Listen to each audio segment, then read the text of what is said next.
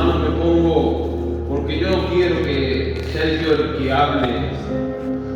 Yo quiero que seas tú el que hable y me utilice, si tú quieres, no por amor a mí, sino por amor a tu pueblo.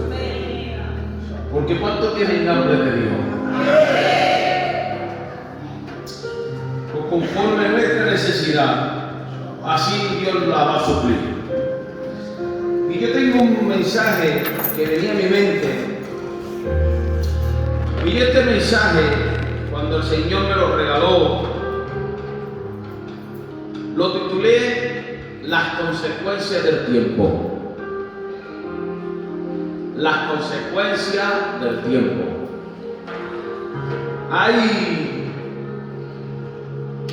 Hay dos consecuencias que el tiempo te hace pasar al cristiano.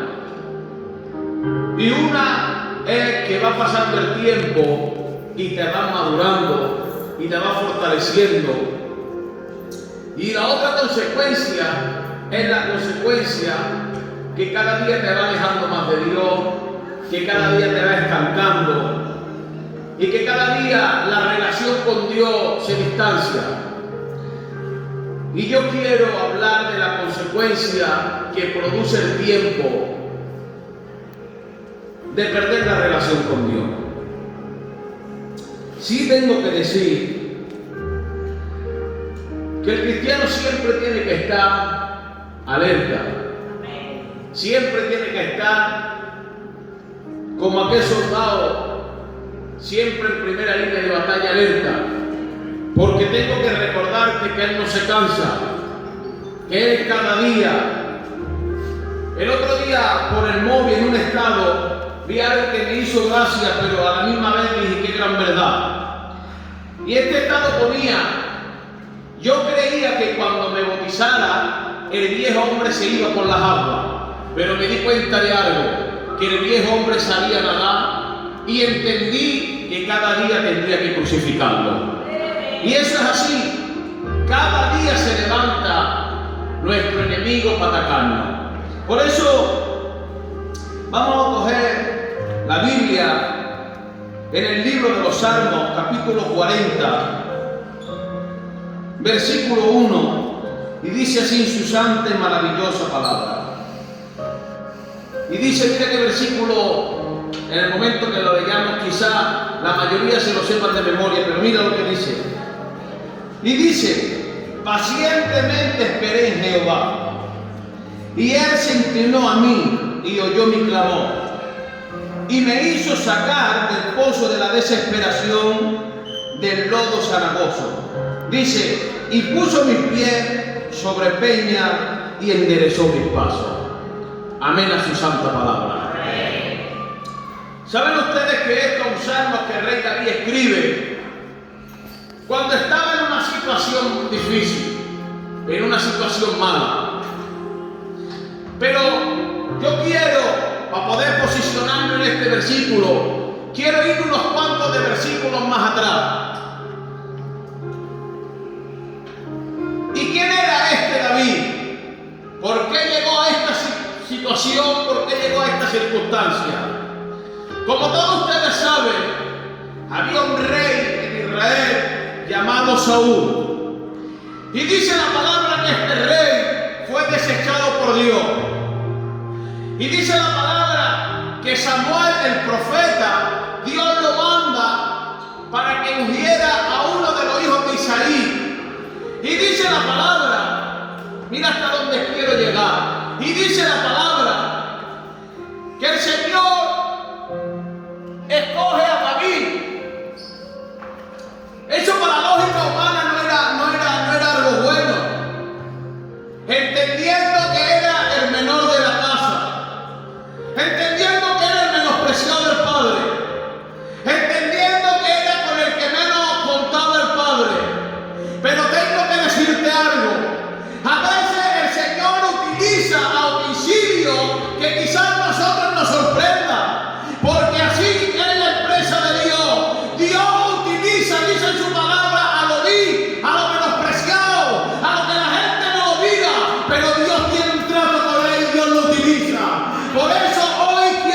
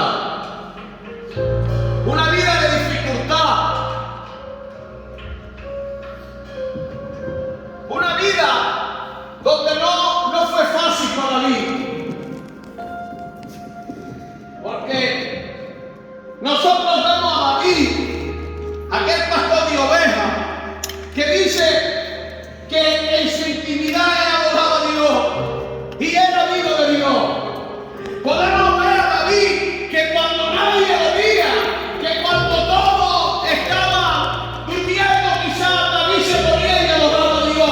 Y dice que pasaba las horas con Dios. De tal manera, dice la palabra, que Saúl era atormentado por los demonios. Y dicen que llamaba a David. Y David dice que cuando él cantaba, los demonios de Saúl se marchaban. Por lo tanto, David tenía que ser alguien especial. De todo Israel llamaban a David. Y dice la palabra que aquel David empezó a ser como rey. Y ya saben ustedes que las doncellas empezaron a cantarle a David y le decía: Saúl mató a miles, pero David mató a 10,000. Era alguien especial. Dios lo patrocinó para que él fuera el elegido, aquel que miraba a Israel. Pero dice la palabra que iba pasando el tiempo y David seguía en la misma línea,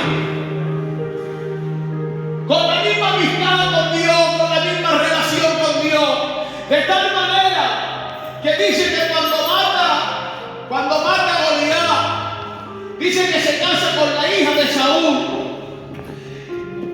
Y para sorpresa de David, Saúl quiere matarlo. Es perseguido por el rey, queriéndolo matar. Y escucha, hay algo que me rompe. Y dice que huyendo David, se mete en la cueva de Adonán. Pero él no fue con una negatividad, porque dice la palabra que cuando sale de aquella cueva, sale con los valientes. ¿Sabe lo que significa aquella cueva? Abandono, olvido, desechado. Pero qué gran cosa tenía David, que cuando llega a aquel lugar apartado, que cuando llega a aquella situación de abandono, de que nadie lo quería, él no va a transmitir pena, a transmitir negatividad, que va. Él va y le va diciendo a los hombres: señores, nosotros luchamos por el rey, nosotros vamos a luchar, porque el que nos llamó, él no te va a abandonar, porque el que nos llamó, él nos va a respaldar. Hoy vengo con un mensaje de Dios para ti. No es tiempo de que tires la toalla. El Dios del cielo te va a levantar, te va a ayudar, te va a bendecir. Que bendito sea su nombre. Con un mensaje de ánimo. Y salió los valientes. No salieron cualquiera, salió los valientes de David. Pero dice la palabra que pasando el tiempo, aquí llegó el problema. Cuando David toma el lugar en palacio, ya no tenía problema, ya vivía tranquilo, ya los problemas no le azotaban, ya era el rey. ¿Saben lo que empezó a hacer? Acomodarse en el trono. Ya se acomodaba en el trono, y ya cuando había guerra, ya no salía a batallar. Ya se quedaba en el trono y mandaba a los soldados. Y yo le haría una pregunta y le diría: ¿a dónde está David ese que buscaba a Dios? Porque David empezó a alejarse de la comunión de Dios, empezó a guardar distancia con Dios. Y si yo le preguntara a David: ¿dónde está aquel David que buscaba? ¿Dónde está aquel David que pasaba la noche hablando con Dios? Estando allí en palacio, ya no quería tener relación con Dios. El tiempo le llevó a un declive espiritual, de tal manera que se olvidaba de Dios. Y como bien decimos, como bien he dicho, Satanás no está de adorno. Satanás viene a destruirte, que no te se olvide. Satanás viene a quitarte del medio. Empieza por el desánimo. Después del desánimo empieza a tener las faltas de todo y tú te veas perfecto. Y así sucesivamente. Y empieza el declive. Y ya David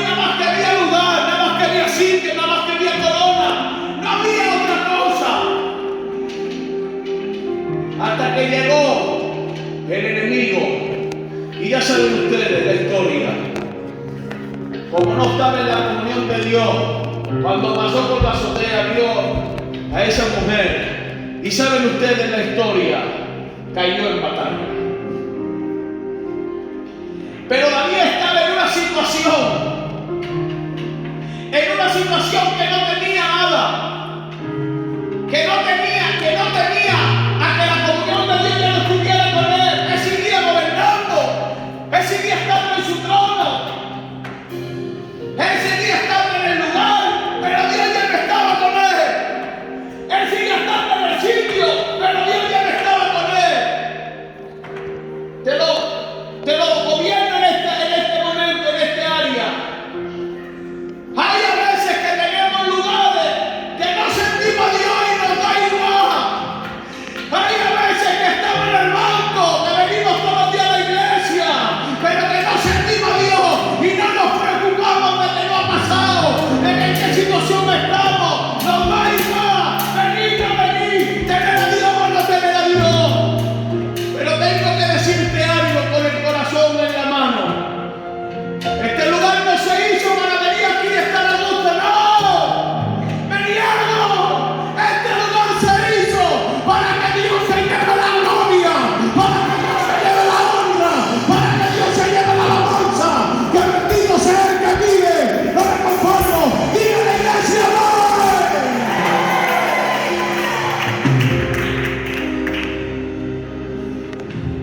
Este lugar no es un pasatiempo.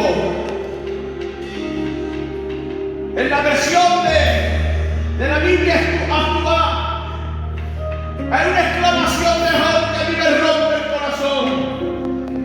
Y es cuando Job está con aquella enfermedad después de perder a los hijos. Le dice a su amigo: ¿por qué es lo que te pasa? ¿Por qué no hablas? Y empieza Job a decir: tengo miedo.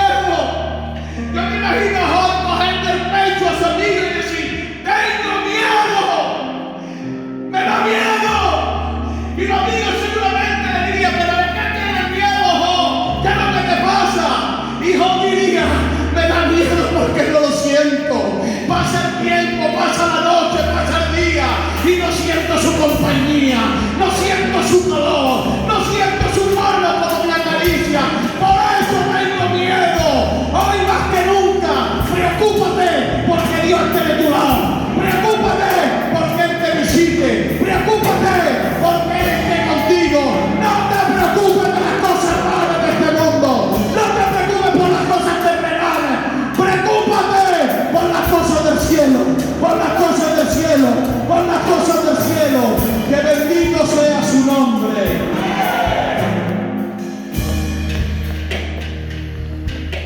Y ahí llegamos al versículo. Después de verse derrotado, sin fuerza,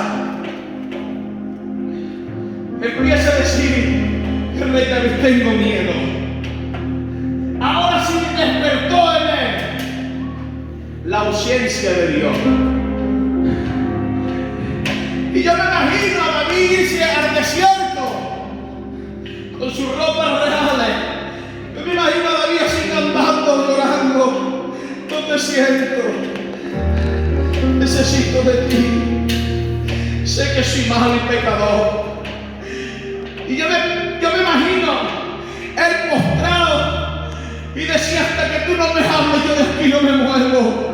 Ahora comprendo que el lugar no te da la garantía de tenerte aquí. Ahora me he dado cuenta de que el lugar sin ti no sirve para nada. Por eso ahora quiero tirar la corona, quiero tirar las ropas reales, quiero tirar el trono, porque entiendo que si tú no estás conmigo, esto no sirve de nada. Si tú no me acompañas, este lugar se queda chico, porque Dios es más grande que todos los lugares. Dios es más grande que todas las dificultades. Que bendito sea su nombre.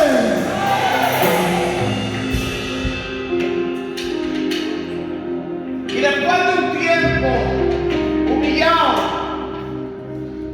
dice, enseñándonos a nosotros: pacientemente esperé en Jehová,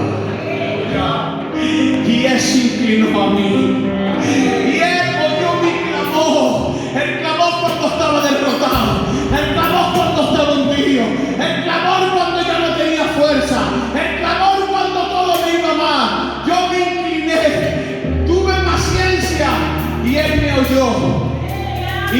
dice, y Él me respondió. Y sobre todo dice, y me sacó de la circunstancia donde vivía, me sacó de aquel lugar donde yo me encontraba. Y yo me imagino que cuando Él estaba en esa situación, el Señor le diría, yo te amo, yo te amo, yo te amo, yo te amo, yo te amo, te amo. Porque no hay un amor más verdadero que el de Dios. No hay mayor amor que el que Dios tiene por su Hijo. Te digo este punto y termino. El otro día me encerré y le dije al Señor, muéstrame hasta dónde llega tu amor.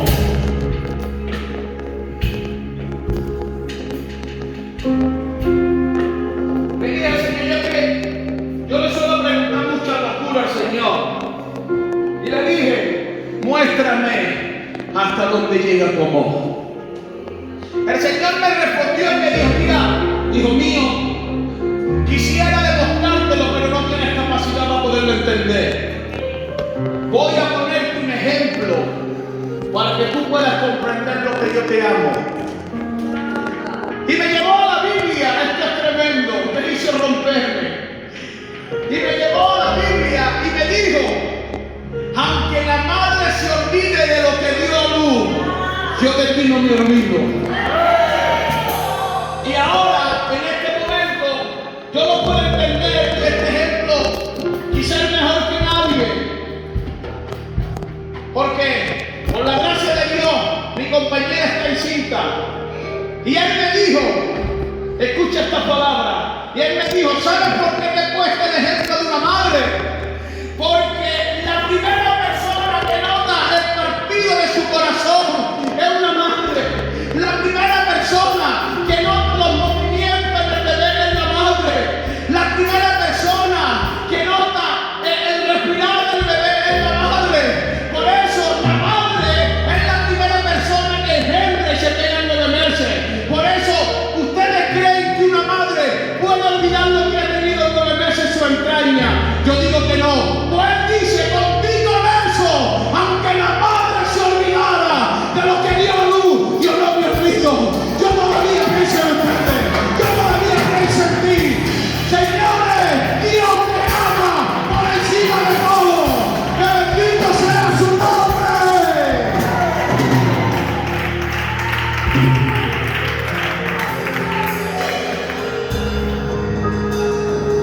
El versículo tenemos. Dios tiene boca y habla. Dios tiene boca y habla a sus pequeños. No temas, no desmayes. Pero Él dice, pacientemente esperé yo en Él. No esperes tus recursos y en tus capacidades. Pacientemente esperé en Él. No esperes en ti porque tú fracasas, tus recursos son limitados. Espera en el